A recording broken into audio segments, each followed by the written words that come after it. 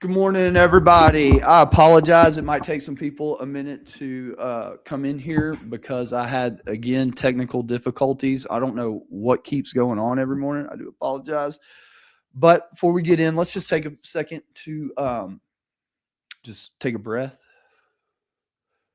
I was up about 4:30 again this morning and tweaking with the birds, waiting for the sun to come out. And man, it was beautiful over the mountains this morning. Said some prayers, asked for divine love, grace, guidance, and wisdom in my message today. I've been trying to adjust my sleep schedule as much as I can to like be normal, but like by 4:30, I am just in it. And I was moved this morning. If you look at the title of the live stream, we're going to be talking about the tax code. So I'm a psychedelic attorney, nonprofit attorney, Greg Lake. I've helped set up a lot of nonprofits and churches over the last 6+ years. And through that journey, right, I've been really picking up on a lot of what I perceive spiritually to be dark magic being worked against our Constitution, against our religion, whatever that may be. And so today's going to be exposing some of that, and it's going to be educational at the same time, because it's real out here, right? It is real out here. It is real out here. Let me say this real quick. So yesterday hey, what's up, Lisette, Scout? How y'all doing? So, hey, what up, Debbie? So I know a lot of y'all probably watched me yesterday on Entheogenic Esquire talking about Andrew Colvett, and people were like, hey, maybe maybe Andrew Colvett will, come to you and talk to you. I don't know why y'all think that. Maybe he will. I don't know.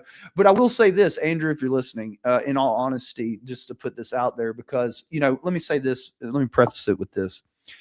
It's weird how God works through everybody, right? But believe it or not, the way I see it is that, and this is just my opinion based on my perception, okay? But like if Andrew Colvett were to just come clean, it would be healing for him. We would have information like other people could heal from this Charlie Kirk thing once we start really figuring out, I believe, what went on. I think Andrew might have some answers, but I wanted to say this to Andrew, if you're watching. I am a religious cleric, right? I had my own religious congregation and stuff at one time, so I'm still technically a cleric. So if you wanted to just come, and I've been through the grinder, right? Shut up, buddy.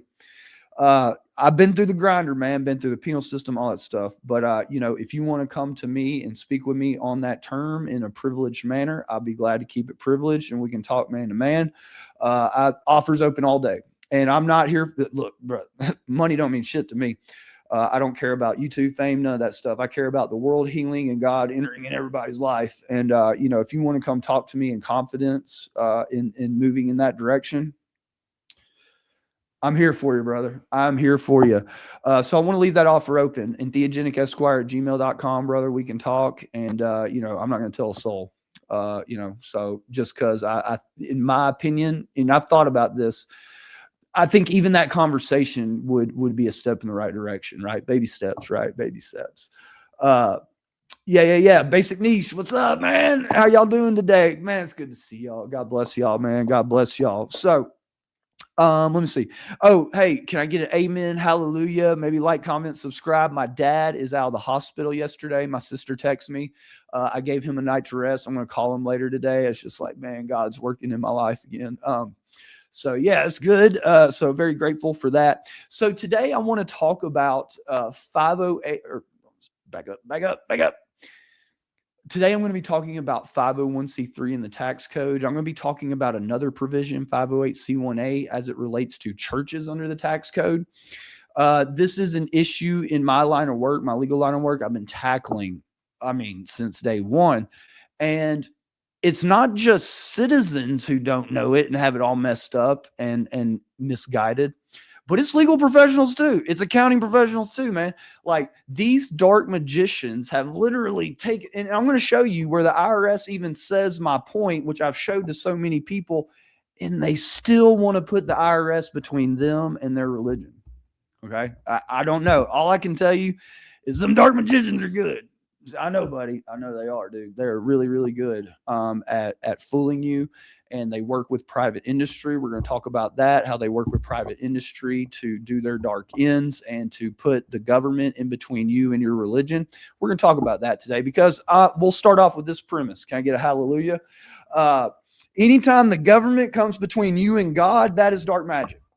I said it and I mean it. That's just the way that I feel. Anytime, I'm going to say it again, anytime the government becomes between you and your religion, that is dark magic and evil. Okay. So let's sort this thing out. So first, let's back up and let's talk about the First Amendment.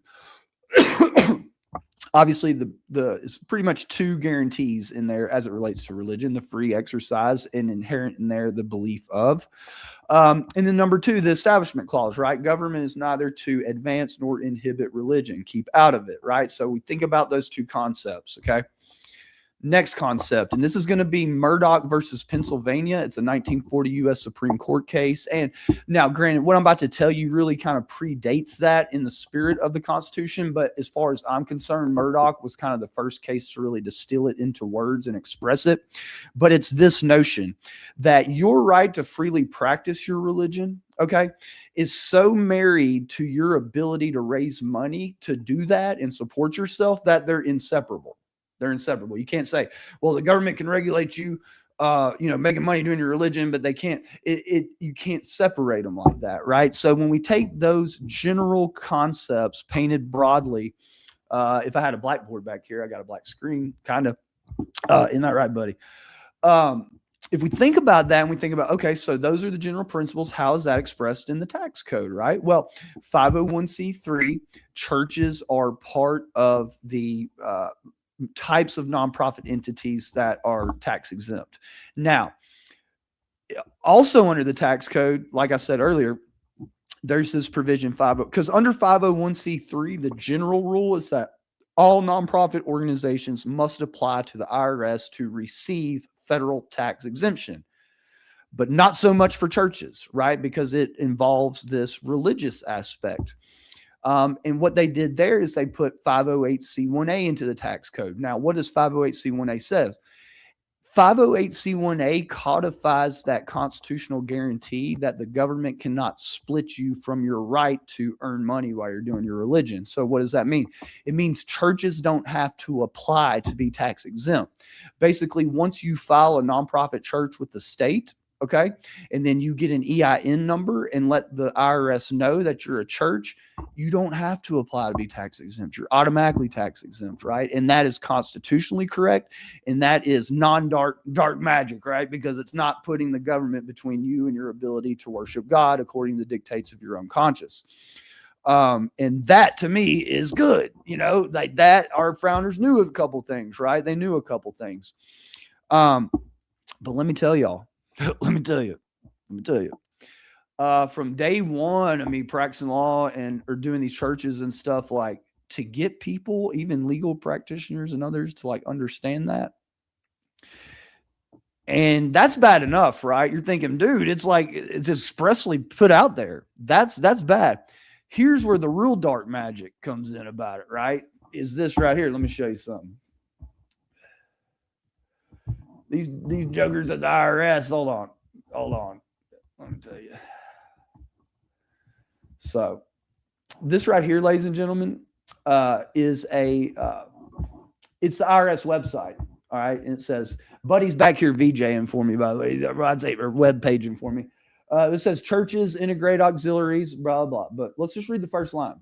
It says churches, including integrated auxiliaries and conventions or associations of churches that meet the requirements of Section 501c3 of the Internal Revenue Code, basically being a church, are automatically considered tax exempt and are not required to apply for and obtain recognition of exempt status from the IRS.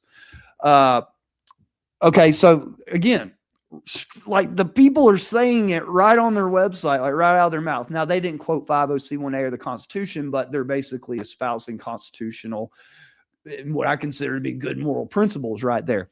I've shown this to how many people? Dude, right over their head. And what they've done, and so let me take this off stage real quick. And so, and it's like this. People's natural inclination is like, let me submit to the government about my religion. And it's not just in the tax realm, but that's what we're talking about today. But like, I just noticed people's first move is wanting to put the government between them and God and their religion, and the Constitution doesn't really call for that. Maybe the courts at times, right? The courts, you want the courts doing the judging of religion. You don't want federal bureaucrats doing it. And sometimes you don't want the judges doing it either, quite frankly. But it's real though, and so this is natural inclination to like include the government, like they're the ones that authorize you to worship God according to the dictates of your own conscience is what it really boils down to. But you say like, well, why do people think that, Greg, if it says this on the website, the Constitution, all this good stuff? Hey, your guess there is as good as mine, man. All I can say is dark magic. Really dark magic. And one way that they've done it, especially in the digital age through these scoundrels at PayPal and others, those are real dark magicians, is what they'll do is, because obviously, ladies and gentlemen, we live in a digital age. Like if you can't collect money digitally through PayPal and stuff like that, like it makes it very, very tough, right? To raise money, practice your religion. Well, try to go get you a PayPal account for a church without a formal letter from the IRS recognizing you're exempt, meaning that you have to apply to get that letter, right? In order to get the IRS approval letter, they make you apply to get it. So they've back engineered through dark magic the system to where even though the law supports you in your religion as it's written and intended, they have back and dark engineered a system whereby they can still regulate your religious practice, essentially. Yeah, sure enough. Because I'd love for any of y'all to let me know, do you think anyone at the IRS is qualified to determine whether your church, your religion is valid? Because when you go look at that 1023 application, if you're a church, they want to know your creeds, your beliefs, your dogma, how you train your religious clerics. Like, who at the IRS is qualified? What are the standards? I haven't seen any. You know what I mean? They just make it up as they go because they're dark magicians and they control the religion. They do. They control the religion. And so, I just wanted to bring that to light this morning. As I've said, correct me if I'm wrong, but I don't think the government has anywhere to be between you and you worshiping God with you and your community, however you feel to do so safely and discreetly, or however you want to, not causing a huge stink. So that's the freedom I like, right? That's what feels light to me. It always has. And it's just been very, very frustrating. And it obviously it comes up on every webinar I do. It comes up on every webinar, almost every single conversation I had. I had a meeting with a client yesterday. Same thing. Broke it down for them. But what was the issue? Getting on PayPal. They need a letter for PayPal and some of these other payment platforms. So they're going to have to try to go through the grinder at the IRS just so they can support themselves in practicing their religion. And it's sad to me, man, because, I will say, the clients I work with, I feel they're doing some good out there, and really motivated in that direction. And to have them hitting these obstacles is, to me, dark magic, quite frankly. It really is. And look, I'm not going to lie.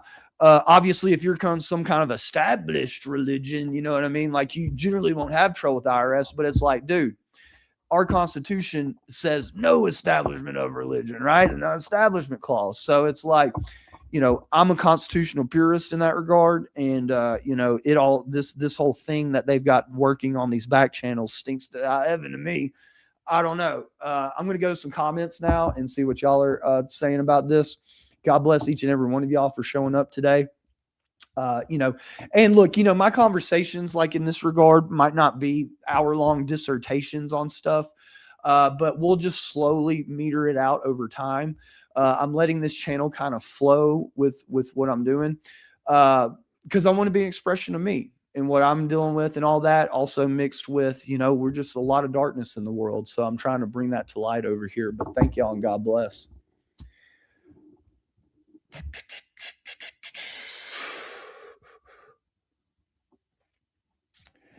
Debbie, I gotta bring it out for you here.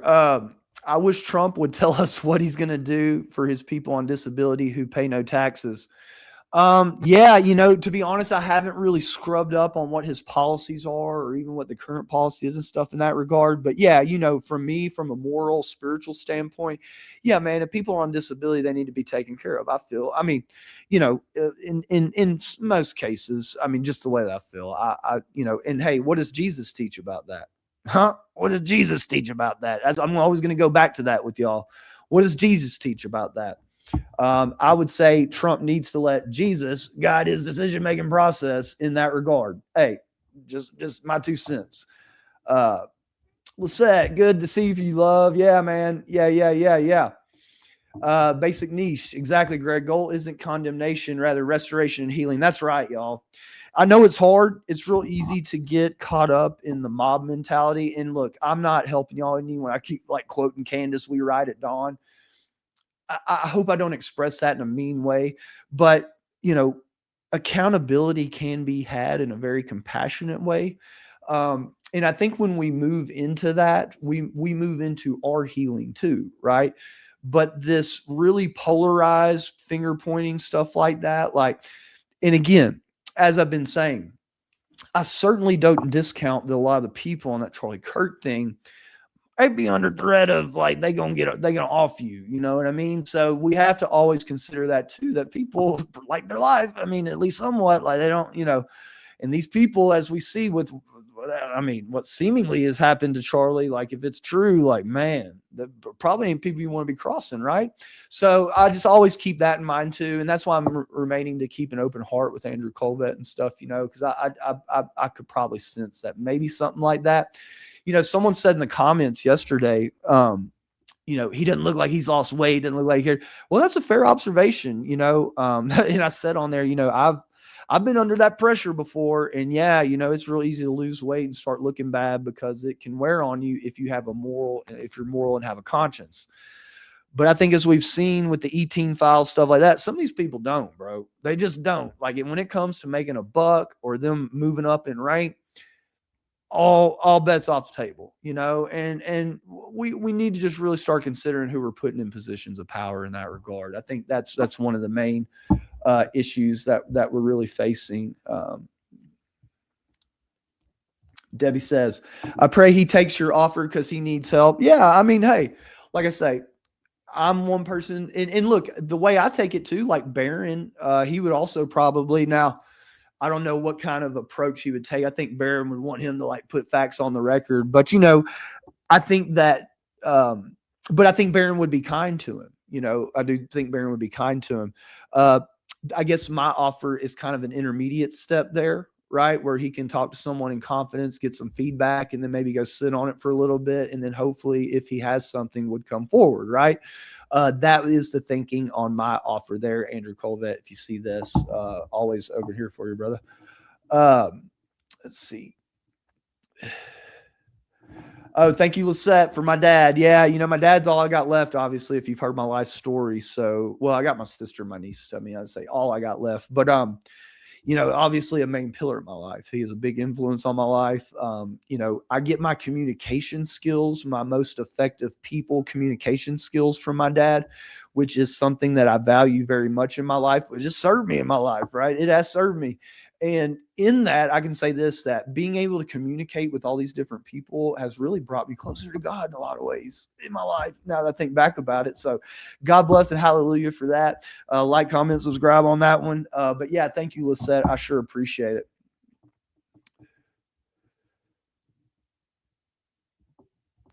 She said, oh, Debbie, here we go. You say precedents. Okay, so when Debbie says precedents with a C here, she's talking about legal precedents, meaning the notion that cases that come before facts and law should be metered out accordingly over time. Is the best kind of definition I can give to it. It is very important, but let me tell you something, y'all. Let me tell you something. It's just my experience. It is very important, and I love the notion. Unfortunately, a lot of these judges, especially in the federal courts, that's not the game that they're playing. They're playing the political game. They're not playing the legal precedence game. And they're smart people, right? So that's one thing you got to realize too, is that these judges are very intelligent people. They're judges for a reason. They're all around general knowledge lawyers.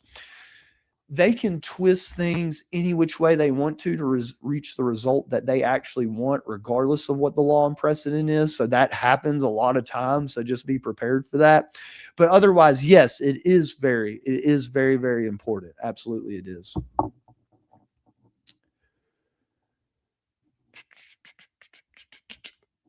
Okay, I'm going to check that out, Debbie. I see the in the 10th Circuit, Oklahoma City. I'm very familiar. I'm going to go check that out. As many people know, I went to law school in Oklahoma City, there in the 10th Circuit. I'm not currently licensed in the 10th Circuit per se. I'm here in the 4th Circuit and in the Eastern District of Texas. Um, but yeah, I'll go check it out. Mouse School. And I used to live in Norman back in when I live in Norman, 2004, 2005. So yeah, been there, done that. I will go check it out.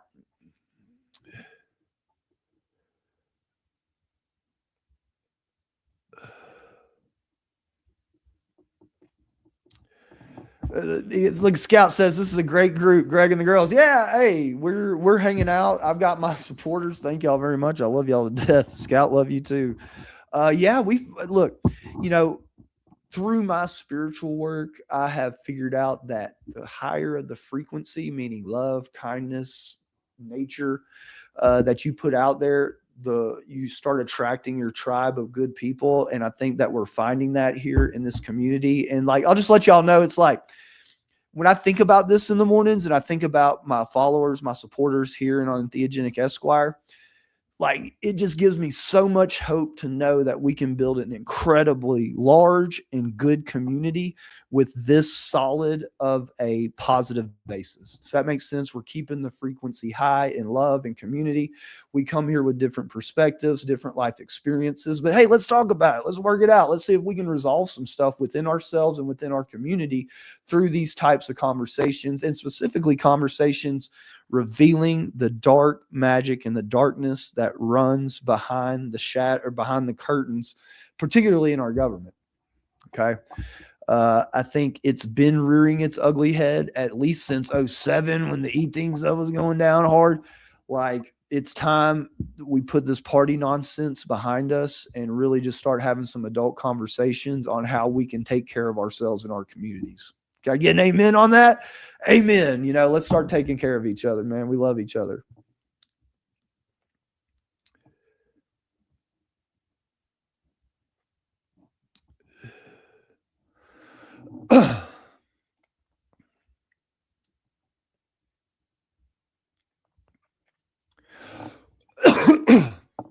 Hey, y'all, I see y'all talking about overtime here. You know, I've been running my own business for firms and businesses for the last like 5, 6 years. And, you know, when you do that, it's like there are no, and I working at home, running my office from home. There are no hours. I mean, I've been for about 4 years there through writing books, litigating, running a church, building churches, doing this, doing that, speaking at conferences. I was working 16, 18 hours every single day, 7 days a week for years on end. And then if you back it up further than that, when I was at Synacor for 3 years, they worked you at least 15, 16 hours a day for 3 straight years, you know, like, but it's good that I will say this. It was a blessing, right? Because when I got out of Synacor, bro, they worked you physically so hard that when I got back into that air conditioned office with like all the food I wanted and pretty girls, I was like, whoa, like I'm never leaving this. And God bless that, right? God bless that. That kept me out of trouble. The thought that, Greg, if you go out there, step back in those streets, you might lose this air conditioned office and all this cool stuff. Like it really helped keep me straight when I needed to, for sure. Kept me alive, essentially. So God bless that. But yeah, you know, an employer working you to the bone and not compensating you fairly. I will say this is when you're doing your own business, it's a lot better and easier when you see the fruits of all that hard work coming directly to you. It makes it a lot easier, right, to sit down for that 16 to 18 hours and get it, especially if you're really passionate and motivated in what you're doing. And I think that's a big part of it too. Is being passionate and motivated about what you're doing is a key to happiness in life, quite frankly. From my experience, right? But yeah, I hope that y'all make it through the overtime grind. God bless y'all, hardworking Americans, man. I'm here fighting for you, okay? And more specifically, I'm fighting for that when you need to get your spiritual on, that the government don't get in the way of that, right? To the extent you're being safe and peaceful. I'm all for that. Lisette, I'm so glad you're so close. Man, my dad, y'all, and I'm just going to say it, it's true.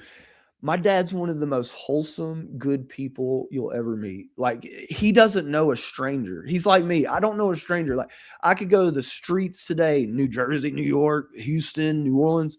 I could go in the roughest ghetto and make a friend. My dad's the same way. He knows no stranger. Now, my dad's more kindly and gentler than I've been in my life, no doubt, because I have some of my mom in me. But my dad's just a fucking good dude, man. Like I said the other day, my dad's one of these people that, like, if someone comes to you and says something's wrong with Butcher Lake, there's something wrong with them. And it's just a fact, right? It's just a fact. Y'all, maybe one day, I tell y'all what, on this channel, when I go see my dad again, I'll sit down and have an interview with him, and I'll publish it. Y'all be able to meet my dad. He's good people, man. Y'all love it. I know this crew here will love him. Basic niche. It's like the government admits it doesn't receive enough income tax to cover the operating costs. So why not let me keep my overtime every day?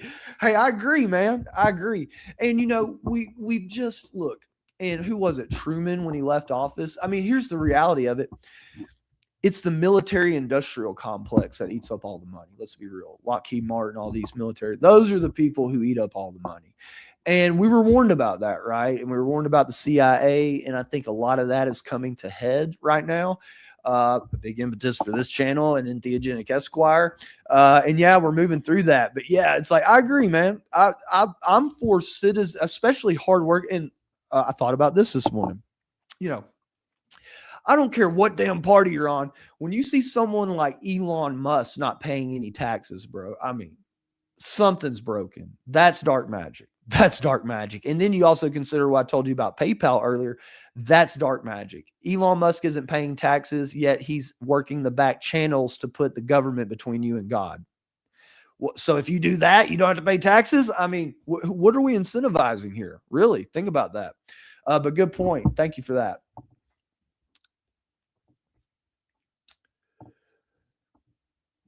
I hate to hear about your loss, Debbie. I do. On top of my mom dying, I've had untold number of close friends and people I've worked, run the streets or work, die. And it's a process, right? And grief is probably one of the number one perpetrators of trauma in our lives, just in my experience anyways. But yeah, very sorry to hear about that. Keep showing up. We'll work through it. We'll process it. Yeah. Sorry. Basic niche said, I'm gonna have to call in the woo woo. Hey, I might get a little woo woo on y'all in here. I might, but look, I'm just trying to spread love and light. I really am. I'm about that life now, and all I can say is it's not fake, it's authentic. Like, it's really how I feel.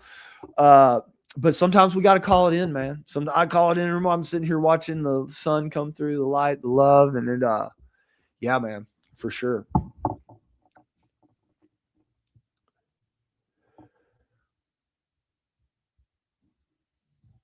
My son is JW. Okay. I think I know what you're talking about. Rick from Australia. What's up, buddy? Man, I love it. I am also an Outernationalist ambassador here. And so we got our buddy Rick from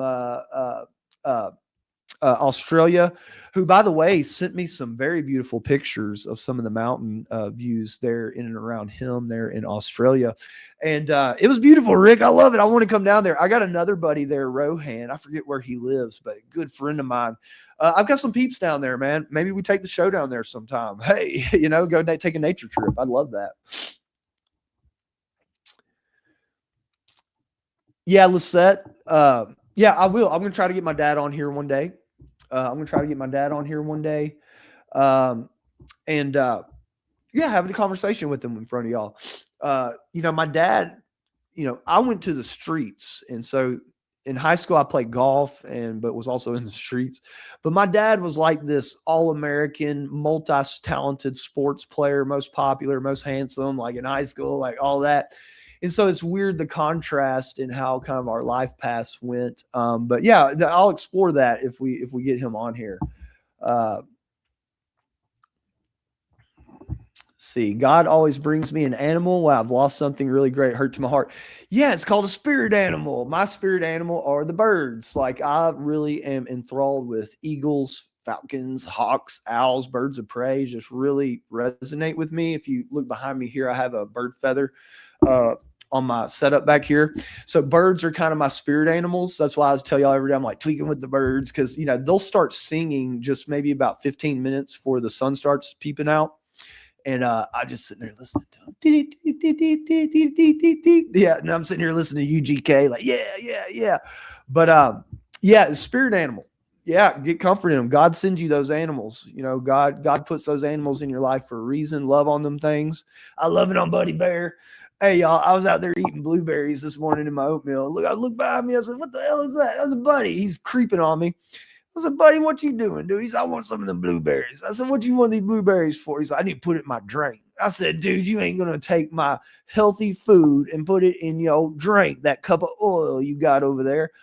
You supposed to be using Jolly Ranchers. And he didn't quite get it, but he's getting a little flunky this morning. But we're going to be all right. We're going to make it. Let's see. Oh, here goes Rick. Elon doesn't pay tax as he is paid in shares. Only if he sells those shares, he'll pay capital tax. Well, you say that, Rick, but hey, these jokers and these dark magicians out here and tax attorneys and stuff, they slick, dude. They slick. So I get that. And in theory, I guess you could say that. But, when it all comes down the wash, I would still be very surprised to see him pay much of anything in tax. Just saying. I love you, Rick. But no, you make a good point. Yes, theoretically under the tax code, if that's the situation as you described, that would be it. But again, the dude is living somehow, having some income, right? He's having some income. Okay. Obviously he's doing all his thing. How the hell is he doing that paying no taxes? I'll leave it at that for right now, but God bless you, Rick. We love you. Scout says, oh, talking about my dad. He sounds like my dad. Never met a stranger. That's my dad, dude. That's my dad, bro. He will make friends with anybody, anywhere. And I will too. And I like to give hugs too. I wish I could hug each and every one of you, man. I wish we could just like be in this room and have like a round table. That would be awesome, wouldn't it? One day, like I say, we're going to do a conference one day. And for y'all who are here right now, when we do that, if y'all can't afford to get there, we're going to get you there. So yeah, just keep the hope alive. Keep the hope alive. Oh, here we go. Debbie, the Cardinal families are big around my house. Me too. We got Cardinals too. Man, they're beautiful. We have all these beautiful trees in the mountains right here. Like I'm on the third story of our house here, the Eagle's Nest. And so I'm like at the treetop level for a lot of the trees in and around the house. And like they got nests up there. So it's just beautiful. It's just beautiful watching them go about their business. And, it's like the light fills them with the energy to get out and do that. And it's just like God speaking. It's like when I hear the birds chirp in the morning, it's like God speaking to nature, to me. It's very beautiful. And I would be lying if I didn't say I felt a little divine love and grace and just listening to the birds chirp. Man, it feels good to be back in my body. Oh, Rick, virtual hug to you too, brother. Virtual hug to all of you, man. We're going to make it real one day, though. We're going to make that real hug one day. Yeah. That would be so awesome because, a woman lives longer, she gets hugs. Hey, we all do. I think we all do. I wanted to make some announcements. So I've been talking about this channel on Entheogenic Esquire. I've mentioned a few times. I think I've mentioned it here too. It's called Hidden Amuraka, Amuraka. And I'm going to be doing some React videos on this channel, but the dude behind that channel, I'm not exactly sure who it is. But when we want to talk about someone who is primed to spot dark magic, that dude, man, he hit me with a video the other day about did the CIA engineer gangster rap to feed the private prison system? And, maybe a couple years ago that might have seemed, or maybe even 3 or 4 years ago, might have seemed like a crazy far-fetched idea. But I think, in light of recent events, I've had, I'm really looking in and leaning into this, man, a little bit. So we're going to be looking at some of those videos. He actually did a really cool video about the Charlie Kirk thing too, about the symbology and hidden meaning potentially. And we always hear Candace talking about the menorah and the sacrifice. And so he really takes that another deeper couple levels. That's not to like throw shade on Candace in any way, but this dude, he sees, right? He sees. I do feel that. And so I want to share some of that with y'all because those videos have really been resonating with me. And for any reason other than to just spark some thought and conversation, right? Because I think it's time that we at least have these types of conversations about the dark magic and operators that are really pulling the strings behind the curtain there. Oh, here we go. Yeah, Lisette, she goes, not so far-fetched anymore, unfortunately. Hey, it's not. And look, and this is coming from someone who lived that life, who was in the streets, heavily influenced by gangster rap, who has been through the penal system every which way. As far as I've been a lawyer, I've personally been through it. I've had people that have been through it. So I've got a pretty good view on it, right? And look, hey, it wasn't easy to get that view. I don't like that I got that view, but I got it. And so again, impetus for this channel is let me share this, right? I do feel that I can add some texture to that conversation that could be helpful for us. Okay. So again, I'm not here to push an agenda necessarily. I'm here to lean in what feels right and light to me to share with y'all. But I'm not an agenda setter. I'm telling y'all, this channel and Theogenic Esquire, we are at the core committed to remaining objective and neutral as possible, but indulging in conclusions when it's against the dark magicians, right? And again, we don't do that lightly either, but in this day and time, some of those conclusions need to be had in terms of fighting the dark magic and the people who are really pulling the strings.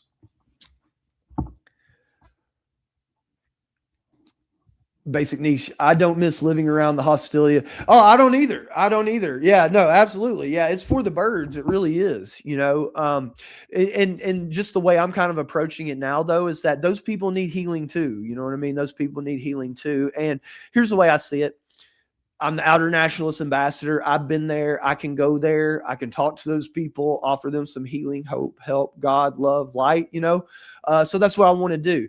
And yeah, look, I still listen to gangster rap. I got to admit, I do. But it's like, it's not so much in the words anymore. It's more in the beats and in like the rhythm of like, yeah, let's go get this, and just transmuting a lot of the dark lyrics into light motivation. Let's get it. Let's be successful. Let's help people. So it's a transmutation these days for me when I listen to gangster rap. It's not the same as it used to be, But yeah, no, I get you, Basic Niche. I do. I feel you there, bro. Yeah, so Debbie made a good point. Now, let me tell you, Debbie, now Norman is a good town. It is, but let me tell you, there's some parts of Norman too. There is, but it's not a big deal. And obviously the college kids, I did adopt the gangster rap stuff too a little bit from here and there, but they're not like gang banging stuff like that, right? But there still are some parts of Norman, definitely some parts of Oklahoma City that, yeah, they get, especially in Oklahoma City, there's a few parts out there, but they getting down. Oh, Basic Niche, forever a Bone Thugs fan right here. It's the Thuggish Ruggish Bone. Can I get a like, comment, subscribe?